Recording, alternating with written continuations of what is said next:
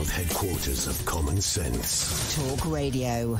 Firstly, you're a businessman, of course, and successfully so. What did you, when you watched the budget yesterday, or the spring statement as it was called, did you celebrate? Did you pop the champagne at the solar panel announcement? I didn't celebrate because, sadly, it's the poorest and the least well off, Ian, who are going to suffer the most. There was nothing in it for those people. And sure, look, I like solar panels, but that's fine for those who can afford to put them on, who can afford to insulate their homes. Millions of people haven't got that cash, that spare cash to install that. So the VAT relief makes no difference whatsoever. The reality about most renewables, and in particular what I'm talking about is wind and the Drax power station, is that there are huge subsidies, now give or take 12 billion a year, that are almost exclusively the reason why electricity prices have tripled in the last 15 years until the end of 2020.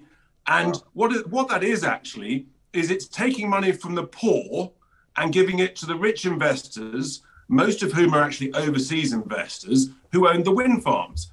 And that's just not fair. It's like the Sheriff of Nottingham. And I would hope that Dale would agree with me. Look, we all want to reduce emissions, but let's not rip off the poorest in society to enrich the wealthy. And that's what's happened. In the interim, gas prices have barely shifted until the end of 2020. So I'm all for reducing emissions. I just think there's a much better way of doing it rather than subsidising wealthy investors by ripping off and taxing the least well off in society. And that's what this spring statement does. And there are millions of people who continue to be far worse off with much higher energy bills. And there's nothing in this for them. Dale, respond to that point, certainly that Richard made about the iniquity of all of this. So I can agree with some things that Richard said and disagree with others. Absolutely, the budget is a disappointment for millions of people. I think 2 out of every £3 given away yesterday are going to better off people, the better off among us and not the poorest among us. And that's a real problem. But that's not a reason to attack taking VAT off of solar and energy efficiency stuff. And you don't have to be well off to want to insulate your home to get your bills down. This will apply to poorer people as well. We have to do all of the things we can do to get our energy bills smaller. That means using less energy as well as making our own here from green sources. So the thing I disagree with is the contention, which is absolutely false, that green energy subsidies are responsible for the tripling of energy bills up until 2020. Energy bills this summer, looking to the year ahead, the winter ahead, will be 3 times higher than last summer, looking to the winter ahead. £3,000 versus £1,000. But within that, all government tax is £300, okay, 10%. But within that 300, half of that, 150, is VAT. £50 as social measures to help the fuel poor, and just £100 out of that £3,000 is for green levies. So what you've said there, Richard, is absolutely wrong. Richard, can you come back on that? I can. Look, it's a matter of record. Look at the Ofgem website. 25% of all electricity bills are environmental levies, on top of which you add VAT. So it's just a matter of fact, 25% of your electricity bills are levies. It's a matter of fact that most of, or all of the renewable subsidies paid to wind farm owners and paid to Drax power station are inflation linked, either RPI or CPI. They are making off like bandits, whilst the poorest in society are being asked to pay ever higher bills. So I agree with Vince. I'm actually installing solar panels myself. They're not subsidised. And yes, you can take off the VAT, but it's only those who've got the cash who can afford that.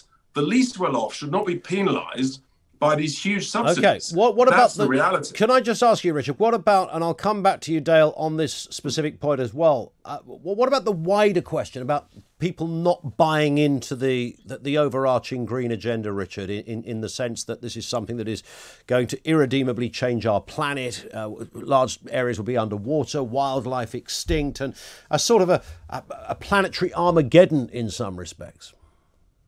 Are you asking me that, Ian? Yes, Richard, yeah. Yeah, look, the reality is climate change has existed since time began millions of years ago. It will continue to exist for millions of years to the future. Anybody who denies that, right, is just deeply misinformed. So yes, it's right to reduce man-made emissions. I think we all want to do our bit. My concern is that Boris's net zero plans are the wrong bit at the wrong price, and that it's the least well off or suffering the most. What we should be doing is using the treasure under our feet called shale gas, extracting that.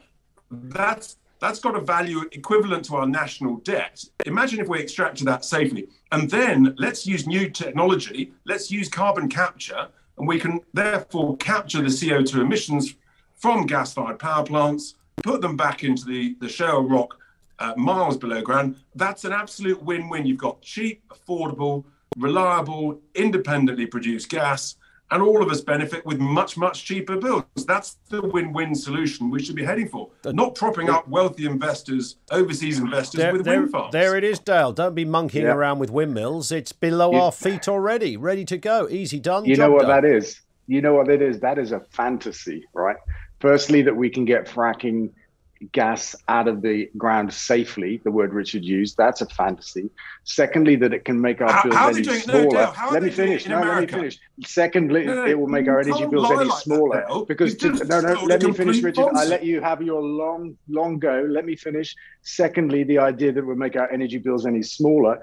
50% of our gas comes from the North Sea this winter, but we're still paying 10 times more for it than we did last winter.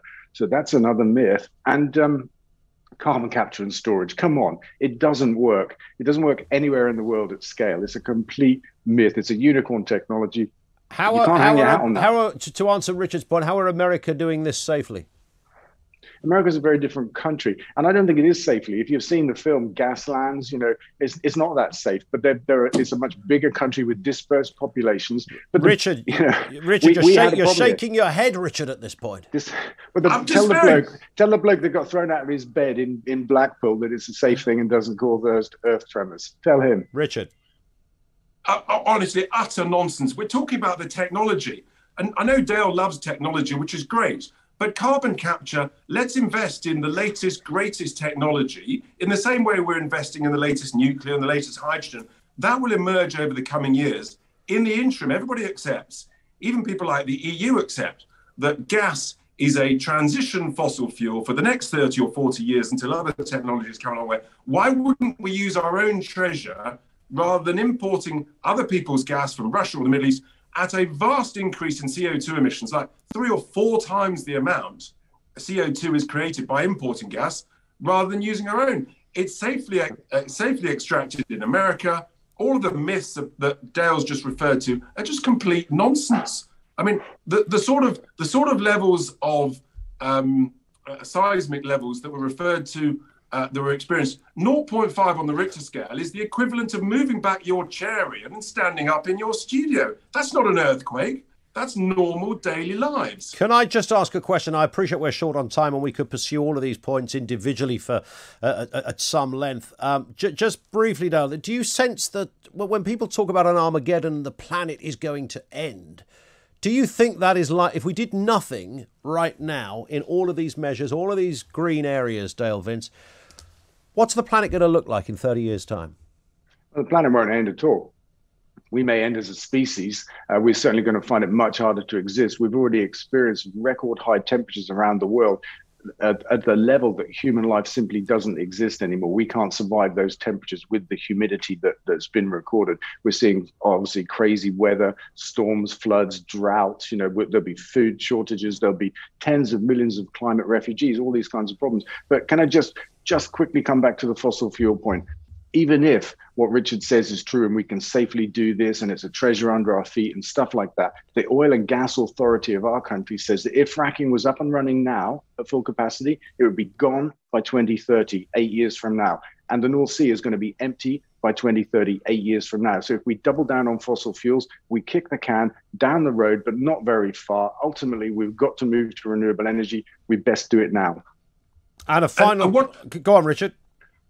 What happens when the wind doesn't blow? Do we light our candles or do we sit in the dark? And electricity doesn't power 25 million domestic gas boilers. And Dale, I'm sorry, all the surveys show there's about 50 years worth of shale gas that we can use until other technologies come on. We should try it. We should be a world leader in the greatest new extraction techniques. You know, you believe in technology, I do. Come on, let's be positive and let's do this as a transition fuel to whatever technology exists in 30 years' time. And we only have 20 We've seconds got the technology here. now. Dale, can I just ask you, the Just for Oil protesters, I heard a little whisper that you might be the man behind these protests. Is that right? It's true. I think it's very funny. It's very funny and true. So people disturb Dale, you're a naughty boy. that should go on the back of a Forest Green Rovers shirt, shouldn't it?